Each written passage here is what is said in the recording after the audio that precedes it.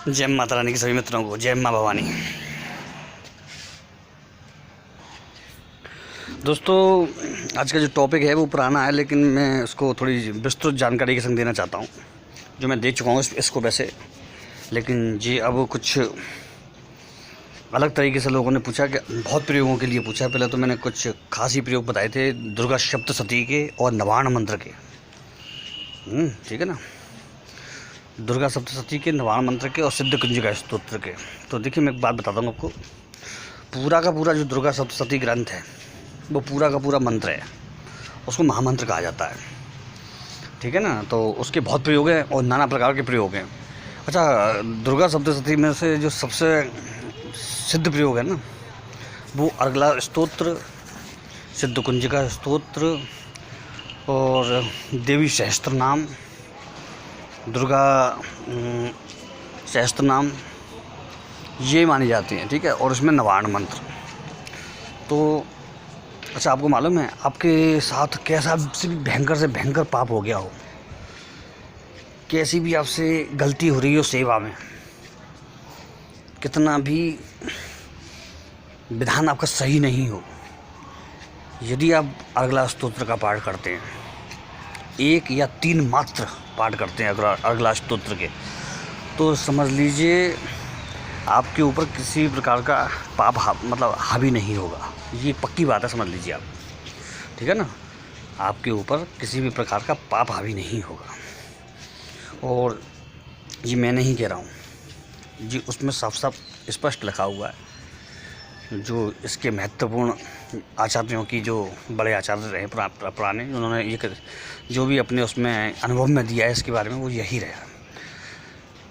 देखिए, अगर इसका एक पूर्ण विधान के तरीके से पालन किया जाए तो कैसे किया जाएगा। फिर ठीक है ना, पहले भगवान गणेश की पूजा, ठीक है ना, उसके बाद जो किया जाएगा वो किया जाएगा नवाण मंत्र का पाठ, और उसके बाद जो किया जाएगा सिद्ध कुंजिका स्तोत्र का पाठ, और उसके बाद अर्गला स्तोत्र। ये विधान, इसका पूर्ण विधान मतलब एक तरीके से कहलाया जाता है, जो मैं करता हूँ। और कई बार ये विधान थोड़ा बदल के भी करता हूँ, लेकिन अमूमन ये विधान सही रहता है, क्योंकि अर्गला स्तोत्र बाद में करके क्षमा प्रार्थना एक तरह से हो जाती है। ठीक है ना, तो इसको आप विधान को अगर आप कंटिन्यू रखते हैं तो आप देखेंगे आपकी सेवा में बहुत परिवर्तन आएगा। आपके मन के विचार हैं जो उसमें भी बहुत परिवर्तन आएगा, बहुत नेगेटिव से पॉजिटिव की तरफ आ जाएंगे आप अपने आप ही। इसमें आपको कुछ करने की ज़रूरत नहीं है, कोई संकल्प लेने की ज़रूरत नहीं है। जी आप करके देखें, इसमें आपको मालूम पड़ जाएगा। और एक चीज़ हो, दुर्गा सप्तशती का जो मंत्र है, जो दुर्गा सप्तशती का जो मंत्र है, इसको अवश्य कर लें, क्योंकि जीवन में कठिनाइयाँ आती हैं, परेशानियाँ आती हैं, तो उसमें शक्ति का समावेश आपके जीवन में ज़रूरी है। तो या तो ये करें, या देवी सर्वभूतेषु शक्ति रूपेण संस्था नमस्तस्यै नमस्तस्यै नमस्तस्यै नमो नमः। ठीक है, या फिर सृष्टि स्थिति विनाशानां शक्ति भूते सनातनी गुणास्य गुरुमय नारायणी नमस्तते। ठीक है, इन दो में से शक्ति प्राप्ति के लिए आप कर सकते हैं, और जो बहुत बढ़िया प्रयोग बताया मैंने आपको। ठीक है ना, ये दोनों ही ताकतवर मतलब मंत्र हैं दोनों, तो ये दोनों बाद में कर सकते हैं आप सारे पाठ करने के बाद। और अर्गला स्तोत्र से पहले ऐसे कर सकते हैं, बाद इस सबके बाद में अर्गला स्तोत्र करना है। जो लास्ट का आपका स्तोत्र रहेगा वो अर्गला स्तोत्र ही रहेगा, ये दिमाग में रखें बात को आप। और पाठ अगर सौम्य प्रभाव के लिए किया जा रहा है तो आप इसे सुबह शाम कभी भी कर सकते हैं, और अगर ये किसी कठिन कार्य के लिए, उग्र प्रभाव के लिए किया जा रहा है, तो इसे आप रात्रिकालीन सभा में करें।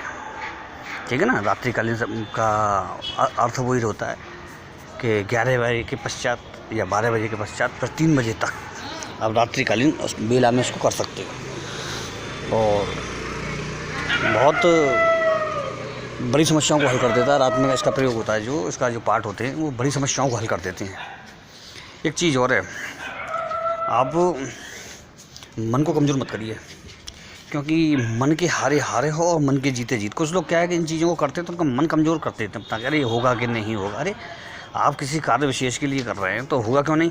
जब कोई चीज़ बनाई है, जब कोई चीज़ लिखी हुई है, तो आपको उस पर विश्वास करना चाहिए, यदि आप उसे कर रहे हैं तो। क्योंकि आप कर क्यों रहे हैं, अगर यदि आपको उस पर विश्वास नहीं है तो उसको आपको करना ही नहीं चाहिए। कुछ लोग मेरे पास आते हैं तो ये कहते हैं कि पंडित जी देख लीजिएगा, अगर आप ये चीज़ निकाल सकें तो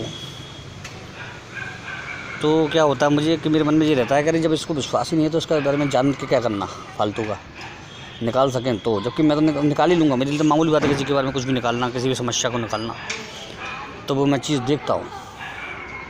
तो फिर ऐसे लोगों को मैं ज़्यादातर वो नहीं करता, उनकी चीज़ें जान निकालता नहीं, क्योंकि जब वो निकाल सकें तो, क्योंकि वो इतनी जगह भटक के आए होते हैं कि उनको किसी के भी विश्वास नहीं रह जाता। तो इसमें उनकी भी गलती नहीं। जब गलत आदमी से भेंटा होगा वो नहीं बता पाएगा, तो अब धीरे धीरे आदमी का विश्वास ख़त्म हो जाता है। अच्छा, एक चीज़ और, लोग क्या है कि वैसे जैसे कि कभी कभी ऐसा भी होता है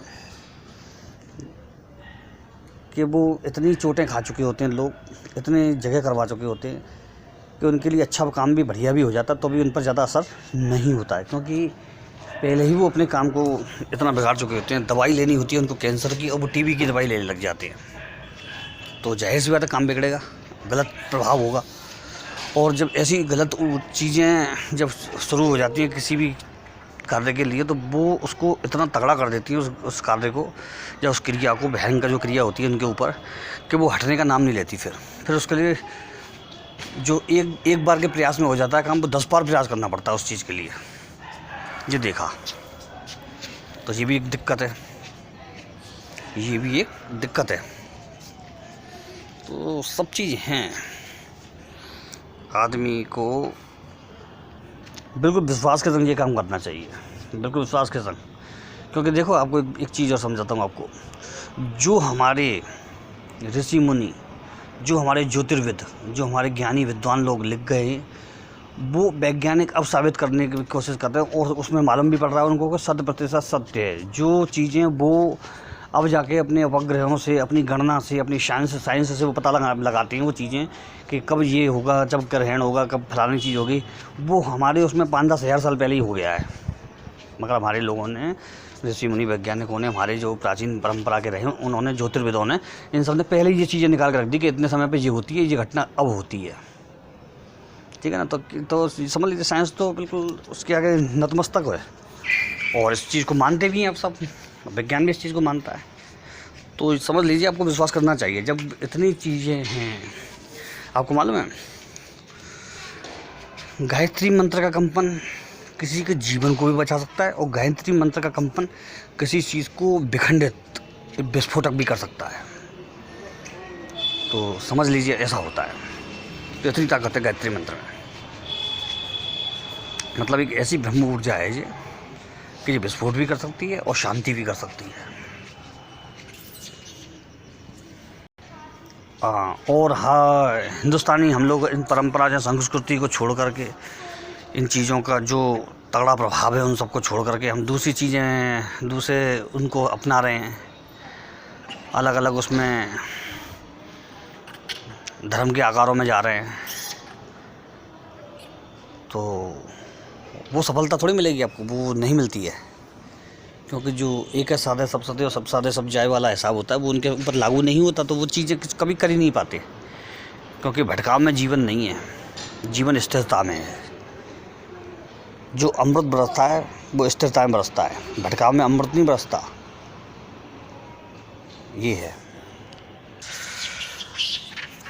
अब आपको मैंने विधान बताया जो पहले वाला, तो उसमें आपको क्या करना है मालूम है? कोई भी प्रसाद इकट्ठा ला के रख लीजिए। वो ले सकते हैं, क्या नाम है उसका, इलायची दाने ले सकते हैं, मिश्री ले सकते हैं, मुरमुरे ले सकते हैं, ठीक है, किशमिश ले सकते हैं, भले ही थोड़ा लगाएं, बादाम काजू का एक पीस लगा सकते हैं, ज़्यादा नहीं तो। और ज़्यादा में तो चाहे आप ज़्यादा कितने भी लगा सकते हैं, कोई दिक्कत नहीं है, ठीक है ना। तो इनका प्रसाद रोज़ अपनी पूजा में माता रानी के सामने रखें और उसे बांटें और खाएं। ये बहुत सही वे है। क्योंकि अब कभी भी देवता को कोई भी चीज़ क्रिया कर रहे हैं तो उसमें भूखा रख के नहीं की जाती। ग्रहण वगैरह के अलावा, ग्रहण वगैरह में थोड़ा सा वो रखते हैं, नहीं कर पाते और नहीं करनी चाहिए। बाकी तो कर सकते हैं, बाकी करना चाहिए। ये सब चीज़ें तो ध्यान रखने की आपकी, और ध्यान रखना चाहिए कायदे से। चलिए मित्रों, चलते हैं। जय माता रानी की और जय माँ भवानी की।